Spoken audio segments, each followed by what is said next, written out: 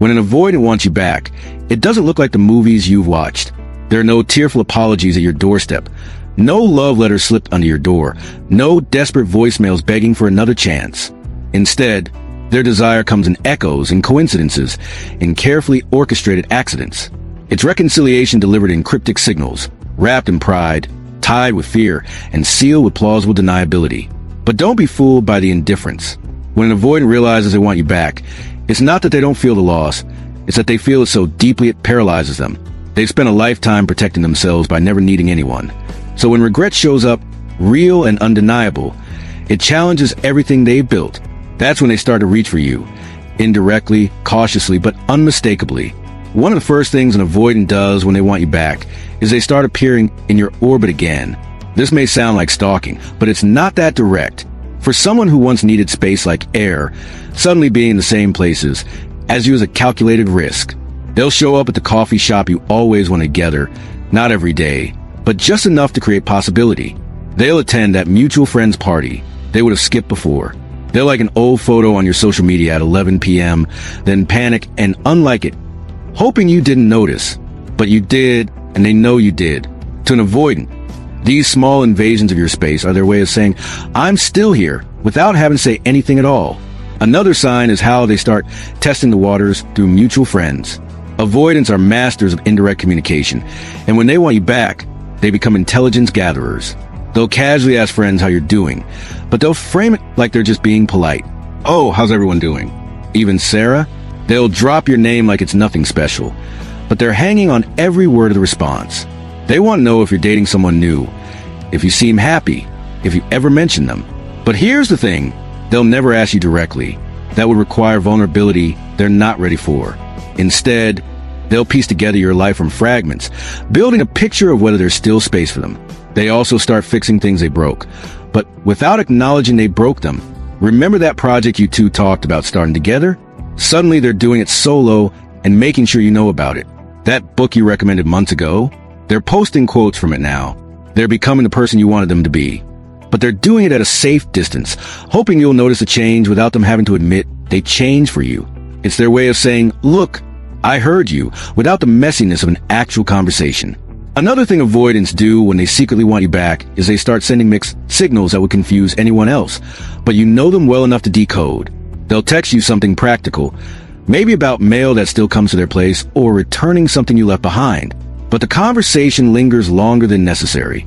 They'll ask how your mom's surgery went, remembering details from months ago. They'll make a joke only you two would understand.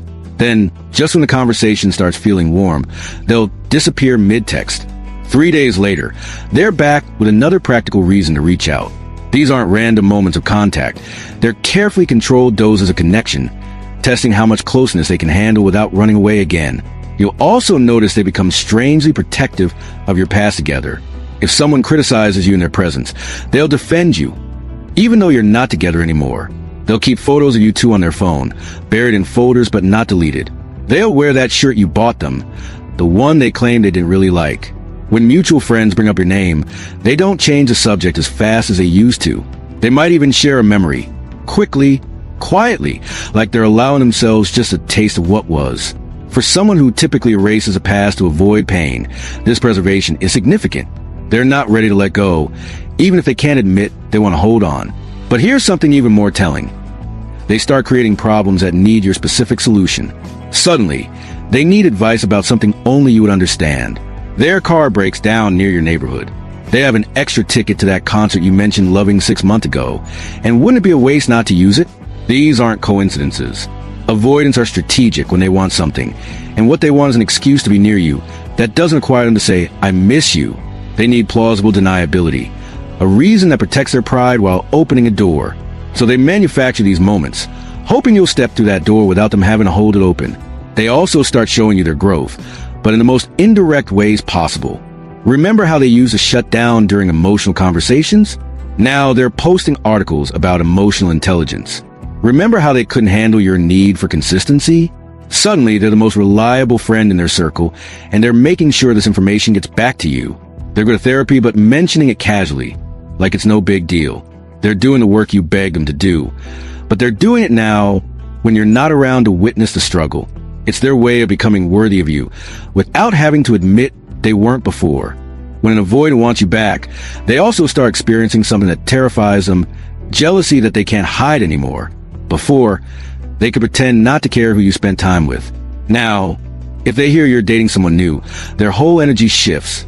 They won't confront you about it, but they'll suddenly become more present in your life. Those random texts increase. They'll post more on social media, looking happier than ever. But it's performative. They might even start dating someone else, not because they want to, but because they need you to feel what they're feeling. But watch closely. They'll make sure you know about their new relationship, while simultaneously showing you it doesn't compare to what you had. They'll accidentally mention how their new partner doesn't get their humor like you did. It's manipulation, but it's also desperation dressed up as indifference. Another sign is how they start rewriting history. The avoidant who once minimized your relationship to protect themselves suddenly remembers everything differently. They'll tell mutual friends that the breakup was mutual when you know they push you away. They'll say they just needed time to figure things out, conveniently forgetting how they made you feel like you were asking for too much. This isn't gaslighting. It's self-preservation meeting regret. They're trying to create a version of the past where the door isn't completely closed, where their actions were temporary mistakes instead of relationship-ending choices. They need to believe there's still a chance, so they're editing the story to make reconciliation possible. Here's where it gets really interesting. They start breaking their own rules. The avoidant who never double-texted suddenly sends you 3 messages in a row at 2 a.m., probably after a few drinks lowered their defenses. They delete them by morning, but you already saw them. The person who needed a week to process every emotion is now having feelings in real time, and they don't know how to handle it. They might show up at your door after swearing they give you space. They might call you crying, something they never did even when you were together. These moments of raw emotion are quickly followed by withdrawal and embarrassment, but they're significant. Their entire system of self-protection is failing, because wanting you back is stronger than their need to stay safe. They also develop a sudden interest in your future that they never showed before. When you were together, talking about next year felt like pressure to them. Now they're asking mutual friends about your 5-year plan.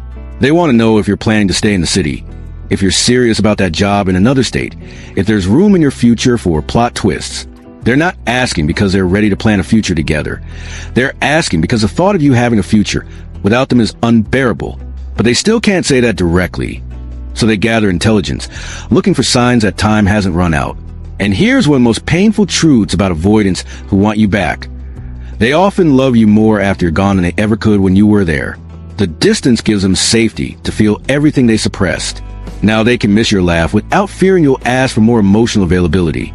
They can appreciate your patience without feeling suffocated by your needs. They can want you without the terror of having you. So they live in this limbo, wanting you back but terrified of what that means, reaching for you in half measures and hoping somehow that will be enough. If this video helped you see things more clearly, give it a like.